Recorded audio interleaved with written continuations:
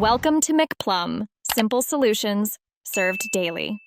In this video, I will explain how to unlock your Chevy Equinox without a key fob. It can be frustrating to be locked out, but there are several reliable ways to regain access. We'll cover using a traditional physical key, as well as leveraging modern technology like connected services. Stay calm, and let's get your vehicle open safely and efficiently. Many Chevy Equinox models have a hidden physical key slot, often found on the driver's side door handle. Gently pull the handle to reveal a small keyhole.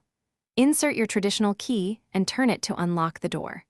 This is a straightforward and reliable method, especially if your key fob battery is dead or you've simply misplaced the fob itself. Always keep a spare physical key in a safe place. If your Equinox is equipped with connected services, like on Star, you can often unlock it remotely using a smartphone app.